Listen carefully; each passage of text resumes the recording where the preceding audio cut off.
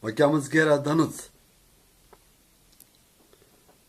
De la Galați. Stau în România. Bloc F1, de la Folare. F1, apartament 39. Scara 2, etajul 4. Așa, strada Lăcătușului, numărul 2 de Sâmblu. Da. Asta e numărul meu de telefon, dacă vedeți. Așa.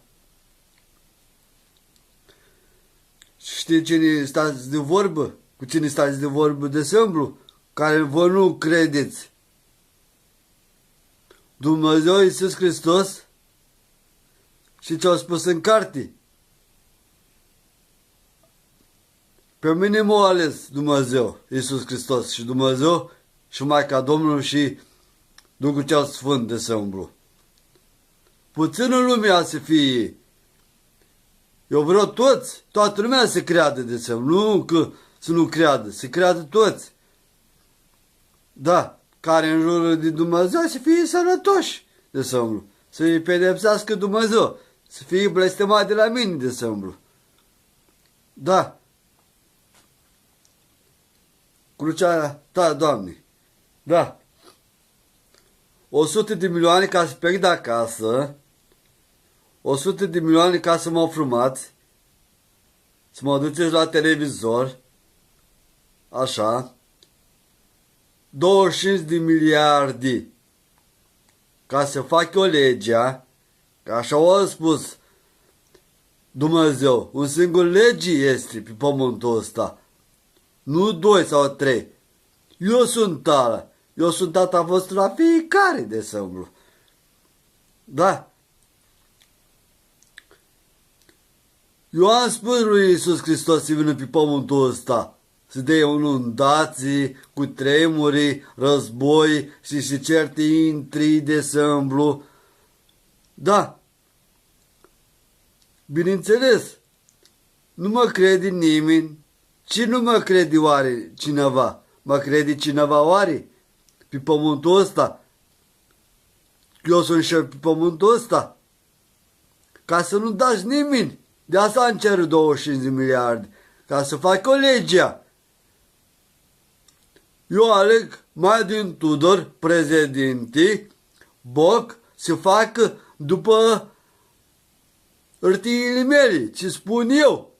Că dacă nu faceți ce spun eu, 30 de milioane amendă și la pușcărie 30 de ani de pușcărie de Sâmblu. Și președintele la fel. 30 de milioane amendă și la pușcărie 30 de ani de Sâmblu. Dacă nu face mai din Tudor și Boc ce zic eu de Sâmblu. Ei, să vezi lumea să fie mulțumită. Nu sunteți mulțumiți? Ba da, eu nu țin cu patronii. Eu țin cu lumea. Eu nu țin cu polițaii ceea care face rău. Și nici procurorul care face rău și avocata. Nu țin cu ei de Sâmblu. Nici cu mascații care face rău de Sâmblu. Păi dar rău face. Dacă nu mă bagă mascații în seamă, sunt tâmpit, nebun, adică pat, așa au spus. Și polițaii, toți au spus. Da. Eu țin cu armata. Da. Cu armata care face bine, cu polițai, cu procurori, cu avocați, care face bine, care face rău, de Sâmblu nu țin de Sâmblu. Îi amendez și cât îi amendez eu? 50 de milioane amendă și la pușcărie 30 de ani de pușcărie de Sâmblu. Da. 25-30 de ani, depinde de Sâmblu. Eu nu țin cu doctorii care ia spagă pe ziua de astăzi. Că președintele Bălțescu a zis să nu iei spagă. dar ia spagă, să știți de la mine. Patronii, la mâncare, de ce castraveții 38? Și pe piață e 15.000, 20.000 și acolo e 38 kg de castraveți. Vezi? Și că aduce din altă țară. E șmecheră. Aduce din România castraveții. Da, cei scurți, de exemplu, cei lungi, da. Aduce din altă țară, cei lungi, dar cei scurți nu. Aduce din România și pune 38. Da, la vânzătoare cât dă? 7 milioane, 8? Nu! Nu trebuie așa, 7-8 milioane, nu! 15 milioane! Da, la vânzătoare 15 milioane. La femeia de serviciu 12 milioane de sâmbru. Da, patroni, vezi că nu-i controlează nimeni. Asta e statul fraier. Ce spune patronii toți? Asta e statul fraier, nu mă controlează nimeni. Și trebuie să dea la patroni câte 200 de milioane până la 400 de milioane și amendă cu 25 de ani de pușcărie de sâmblu. Da, și amendă și la pușcărie de sâmblu, 25 de ani de pușcărie de sâmblu și ceea care cu mâncăruri de sâmblu se duce patronii la pușcărie, rămâne la stat de sâmblu și statul face ordine la mâncare acolo așa, care duce patronii la pușcărie de sâmblu. Gata, gata, nu mai este. S-au golănit patronii de așa și vezi ce amendă la fiecare de sâmbru, da? Bineînțeles de sâmbru, da. Eu sunt șef pe pământul ăsta, pe tot globul ăsta pământească de sâmbru, da. Nu mă credeți nimeni, nici episcopi, nici polițai, nimeni, nu? Să nu mă credeți, măi, de sâmbru. Da, de asta vă bateți ca chiorii. Da, că nu știți ce cereți la Gruveni și nu știți ce cereți la biserică de sâmbru. În biserică nu știți ce cereți. Dacă vă duceți la biserică, ce spuneți lui Dumnezeu? Ha?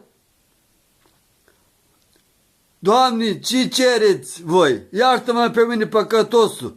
Da, iartă-mă pe mine păcătosul de sâmbru. Sunt de acord cu voi. Dar cereți, da, fiul lui, da, acesta este fiul meu iubit, pe el să-l ascultați, pe mine mă ascultați, pe Zghera Dănuț, da, pe mine Dumnezeu m-a ales de sâmbru. Eu am spus lui Dumnezeu să vină pe pământul ăsta să dea inundații și cu tremure. Da. Eu sunt șef pe pământul ăsta. Da, da? Eu sunt tare pe globul ăsta pământească. 7 milioane ca să plec la străini, să-mi dai 7 milioane. 7 milioane. O, 7 milioane, măi, 7 miliarde, măi. Nu 7 milioane. 7 miliarde. Așa, măi, 7 miliarde, tătaie, că... Eu am glumit cu 7 milioane. 7 miliarde să-mi dea ei. Da.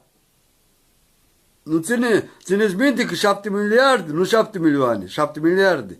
Eu sunt șef pe pământul ăsta.